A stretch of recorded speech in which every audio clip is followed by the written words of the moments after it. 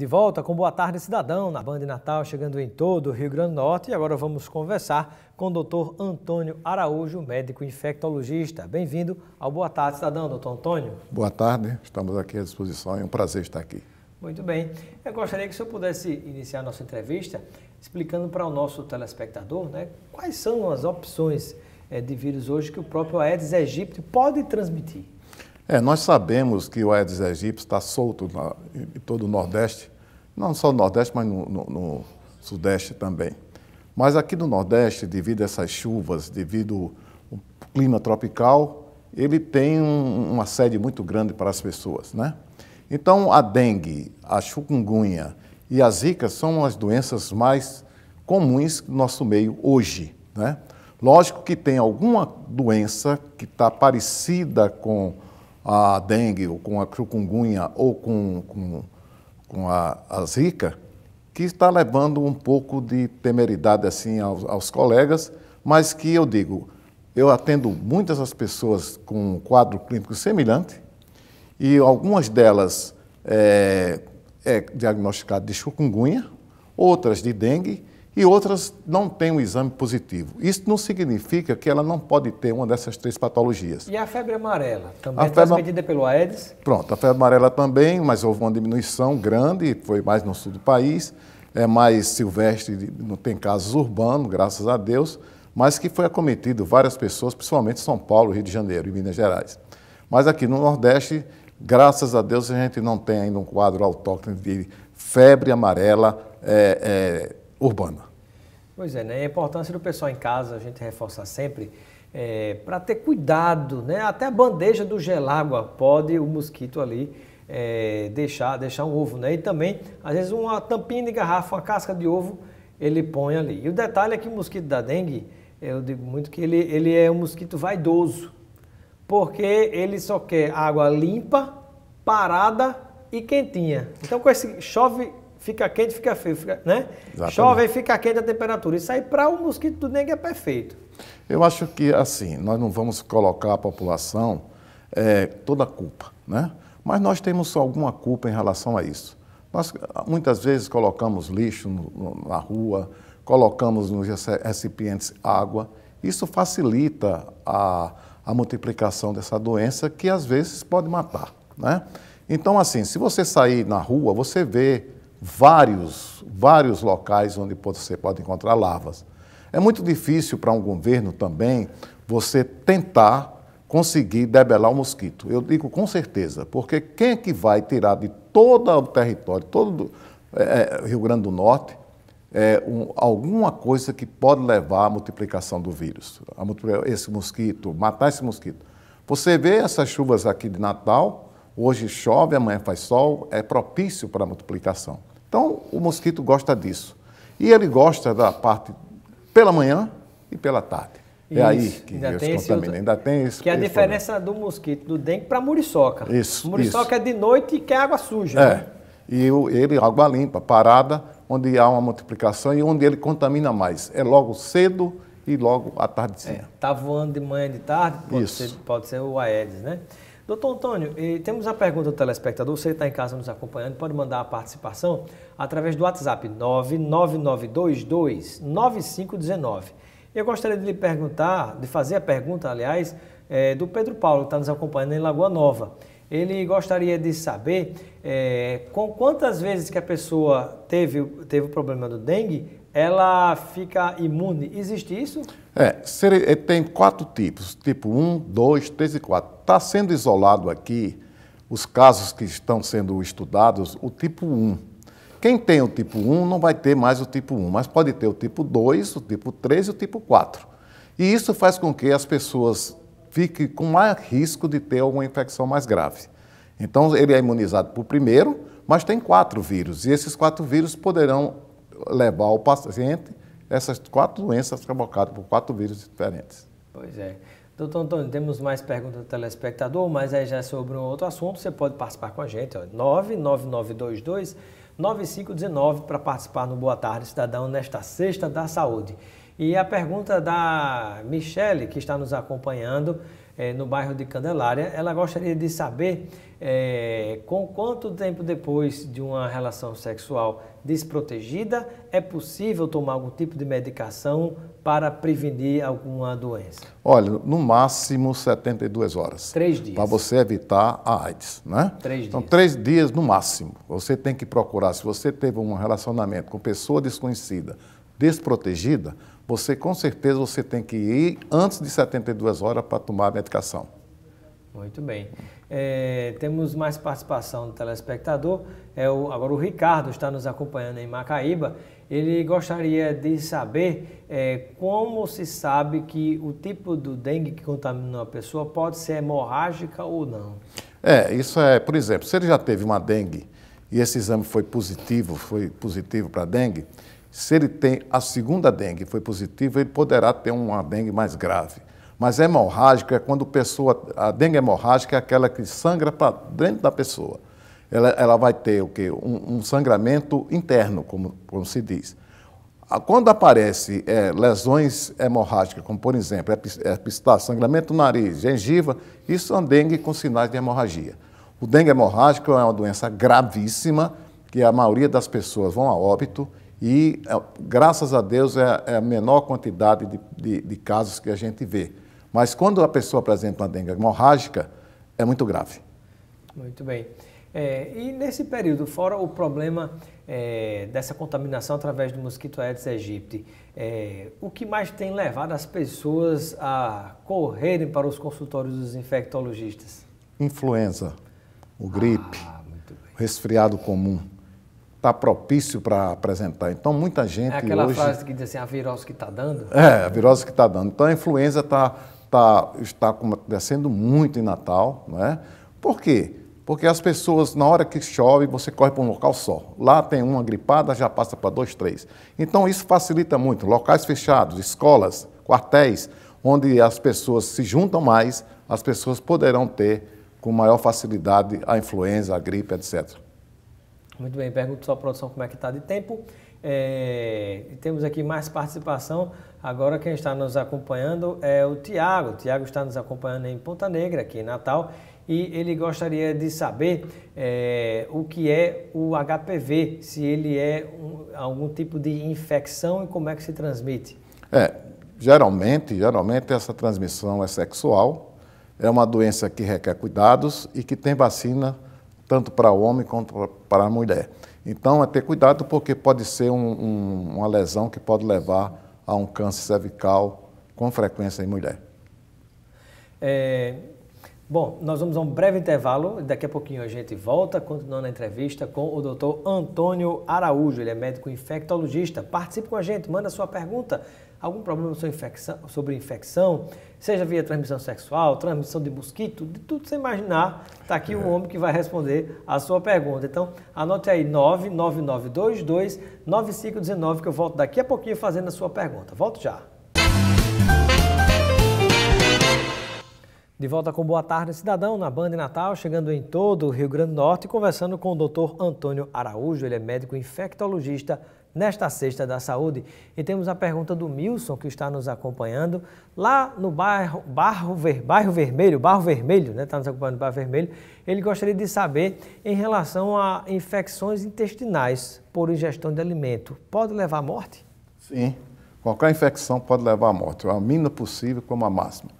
Por exemplo, a infecção intestinal pode ser provocada por bactérias, pode ser provocada por vírus e por uma toxina da bactéria. Por vírus também? Por vírus. Sabia. Então, por exemplo, o rotavírus é uma infecção intestinal, que a gente sabe que as crianças padecem muito disso, que pode desidratar e levar a um quadro mais grave. Mas também existem as bactérias que também podem levar a um quadro de uma gastroenterite bacteriana grave, podendo levar até um quadro de sepsemia. O que é sepsemia? A infecção generalizada. A infecção generalizada. E eu pergunto, o H. pylori é um tipo de bactéria? É uma bactéria que, segundo os gastroenterologistas, pode levar a uma neoplasia de estômago, mas que é tratado e é recuperado muito bem o paciente. Muito bem.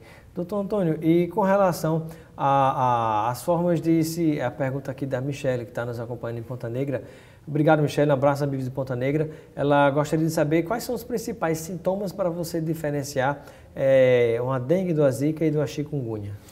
Isso é interessante, você ter um diagnóstico preciso pelos mistura, sintomas, né? Por exemplo, a dengue é uma doença que permanece com febre alta, dor nos olhos, muita dor no corpo, principalmente muscular, né? E você permanece mais ou menos 6 a 7 dias com isso. E depois vem, antes disso, 3, 4 dias, vem as manchas no corpo. Isso é a dengue. Depois de 7 dias, essa coisa desaparece, ou pode agravar, né? Em relação à zika, o que é que acontece? A zika vem primeiro o exantema, vem primeiro aquela coceira, aquelas lesões na pele, vem a conjuntivite e vem uma febre baixa e desaparece com 3, 4 dias. É uma doença benigna para a maioria da população, porém as gestantes têm que ter muito cuidado devido às microcefalias que pode ocasionar. A chikungunya é o contrário, é uma doença que aparece com febre alta, 39, 40, as dores são articulares mais do que musculares, ela vai sentir dor em todas as articulações, principalmente que às vezes não dá nem para pegar num garfo para se alimentar, numa colher para se alimentar, escovar os dentes, porque dói. Essa é a chikungunya que pode levar a um quadro mais prolongado, mais ou menos de 1 ano. Em certas pessoas de idade, pode levar até a umas complicações neurológicas, levar a óbito. Só que está aparecendo agora uma chikungunya um pouco diferente daquela que nós vimos o ano passado. A chikungunya agora está sendo em pessoas idosas também, levando um quadro mais ameno. Não está chegando a levar muitas dores articulares, o tempo está diminuindo sensivelmente. Então tem que saber se é outro tipo de vírus da chikungunya que está assolando aqui o Rio Grande do Norte. Temos mais perguntas do telespectador. De quem? De Parnamirim? Marluce, lá de Parnamirim. Abraço, amigos de Parnamirim. Ela disse, tive dengue, zika e chikungunya. As 3, mulher, ainda posso ter o quê? Ela quer saber? Ainda posso ter outra vez? Pode ter dengue. A chikungunya vai deixar a imunidade, como a zika também. Agora a dengue você pode ter novamente. Então vamos nos prevenir para não ter. E se benzer, viu? Como posso saber o tipo da dengue? Se é 1, 2 ou 3? É pergunta de quem? Que está nos acompanhando. A mesma pessoa, Marluce, muito bem. Os laboratórios de Natal geralmente não fazem a tipagem. A tipagem é feita no laboratório do governo, no LACEN, Laboratório Central, onde vai saber se o vírus é 1, 2 ou 3 ou 4. Eu conversei recentemente com o pessoal do Laboratório Central e o que está configurando aqui em Natal é o tipo 1. É o tipo 1, né? Exatamente. Muito bem. E existe alguma maneira o que é que o senhor recomenda assim, de espantar esse mosquito? Eu sei que tirar as bacias de água, o que tiver ao redor que evite, tudo bem, mas aquele negócio que o pessoal às vezes bota na tomada, aquilo funciona mesmo de espantar mosquito? Um Detefon mata o mosquito ou mata a pessoa? O que é que o senhor diz em relação a isso? Eu acho que tem muito cuidado em relação a esse material que você falou. Por exemplo, colocar em tomada, ver qual é a substância, porque essa substância pode escapar da dengue e lesar teu fígado. Então, tem muito cuidado com isso, né? Eu acho que, assim, tem alguns repelentes que são orientados pelo Ministério da Saúde, que as pessoas, pelo menos pela manhã e à noite, deverá colocar onde tem sinais de dengue. Não dormir com ele ligado, né? Isso, não. Muito cuidado com isso. Mais pergunta? A Socorro, lá de Potengi, o que ela quer saber? Se tem algum remédio caseiro, para quê? Para dengue? É isso? O que ela pode fazer em casa? Água. Para as arboviroses? Água. Água. Todo paciente que é acometido de dengue precisa de água. Porque se ela não fazer ingestão de água, de suco ou alguma coisa que o valha, ela pode levar a uma dengue hemorrágica devido à desidratação. E faz com que os vasos comecem a encher e esses vasos começam a se romper e levar a um quadro mais grave. Então, a dengue tem medo de quê? De líquido. Então, o líquido saudável que tem em casa é água. E se tomar AS ou o melhorar infantil popular, né? Ou se tomar um Tilenol, muita gente se confunde com um monte de remédio, dipirona, o que é o correto numa situação de tratamento? Olha, eu sempre falo, sempre converso em relação a isso. nós vimos com muita certeza, eu acho que eu não sei se é um engano de algum socorrista, que faz, no primeiro dia da doença de febre, dor no corpo, cefaleia, faz um corticoide, um anti-inflamatório. Isso não é possível a gente ver hoje em dia fazer isso. Por quê? Porque isso pode aumentar o risco de ter uma dengue hemorrágica. Tanto o anti-inflamatório, como também o AS, como também os anti-inflamatórios hormonais, hormonal, que é o corticoide. Então, deve-se evitar isso numa urgência, porque o paciente no primeiro dia, com cefaleia, com febre, dor muscular e lesões no pele, não façam isso. Não façam isso. Façam a dipirona ou o paracetamol, que são medicamentos usados sem ter problema nenhum em relação à evolução da doença. Pergunta da Dalila, que está em São Gonçalo do Amarante. Ela gostaria de saber quando é que se percebe que foi pego por vírus ou por bactéria um problema de garganta? Ou amidalite, como chama? Né? As amidalites são de vários tipos, né? A gente sabe que tem a amidalite bacteriana para valer, onde tem aquelas pústulas, tem as amidalites... Onde tem o quê? Pústulas, lesões pustulosas na cavidade oral, na amígdala. São os pontos brancos. Brancos e amarelos. Amarelos, né, na garganta. Isso é bactéria. E também pode até apresentar os pontos brancos ser vírus. Então, o que vai diferenciar isso é o quadro clínico, né, que às vezes é mais severo na bacteriana do que no vírus, em alguns vírus, e um diagnóstico laboratorial. Os dois casos da febre? Todos dois da febre. Tem um que dá um vírus que tem, por exemplo, a mononucleose, que tem muita gente jovem que apresenta esse quadro, ele pode ter febre até de um mês. O que é mononucleose? É uma doença provocada por um vírus chamado Epstein-Barr, que dá aumento de baço, aumento de fígado, dá muito gânglio, principalmente no pescoço e abaixo da mandíbula, e febre e cefaleia prolongada, mais ou menos de 15, 20 dias. Tá? E qual o tratamento? Nenhum. Repouso e analgésico. E analgésico. Rapaz, coisa incrível, né? E eu gostaria que você pudesse nos falar também a respeito digamos, quando a gente pensa no problema das infecções generalizadas, né? Algo que a pessoa, de repente, tinha uma ferida, virou uma cicatriz, aí tem gente que gosta de mexer na ferida, de repente se contamina. Que risco isso pode dar em termos de infecções mais graves? Tem muito cuidado em qualquer lesão que a pessoa tenha na pele, qualquer lesão. Principalmente aquelas pessoas que são diabéticas, aquelas pessoas que estão imunodeprimidas. Porque ali é o ponto inicial de a bactéria sair dali e ir para a circulação e tomar o corpo. Então, principalmente aquelas infecções, por exemplo, muito comum a gente vê as famosas espinhas na face, no pescoço, a pessoa mexer. Isso poderá levar a um quadro de meningite e um quadro de septicemia grave e a pessoa ir a óbito. Então, é ter muito cuidado nesses ferimentos, porque esses ferimentos poderá levar a um quadro mais grave. Lógico que a maioria deles não leva, senão os hospitais estariam cheios de septicemia. Mas é ter muito cuidado, principalmente em lesões do pescoço para cima. Do pescoço para cima. E, doutor Antônio, né, como médico infectologista, sou aqui nessa Sexta da Saúde, o que é que o senhor me diz em relação ao uso de antibióticos? Muita gente só prescreve, só recebe em casos de extrema necessidade. Tem gente que é doido para tomar antibiótico de todo jeito. Uns falam que, inclusive, isso é perigoso porque é o que dá vida à superbactéria que vai criando resistência. Qual é a sua análise em relação aos problemas de infecção e um tratamento, às vezes, eu não sei se precisaria não, mas às vezes você vê gente que não precisava tanto, mas usando antibiótico?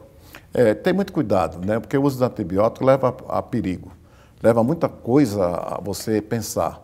Por exemplo, se eu for usar um antibiótico porque você tem febre de 2 dias, isso é totalmente errado. Ou você tem a causa da febre, o que é que está causando a febre, se é vírus, se é bactéria, se é protozoário, se é neoplasia, se é alguma coisa que está causando isso, ou você espera, pelo amor de Deus, de ver o agente etiológico para poder tratar. Nunca tratar somente pelo exame, pelo hemograma, e nunca tratar porque o cara tem febre, a pessoa tem febre 4, 5 dias. Tem que avaliar qual é a causa da febre para você poder entrar com antibiótico para aquela doença. Porque às vezes você está tratando com antibiótico a doença que esse antibiótico não serve para aquela. Entendeu? E para finalizar, antibiótico a gente sabe que acaba prejudicando outras coisas no organismo, né? A flora intestinal, uma série de coisas, né? Muito bem. Doutor Antônio Araújo, eu quero agradecer a sua participação no nosso Boa Tarde Cidadão, como médico infectologista. Seja sempre bem-vindo e receba um kit de produtos Lucena. Muito obrigado. Com seus amigos e familiares. Obrigado. Agradeço. Muito obrigado. Ficamos por aqui com Boa Tarde, Cidadão. Continue ligado na Band Natal. Vem aí o Nordeste Urgente Luiz Almir. Um excelente final de semana e até segunda-feira.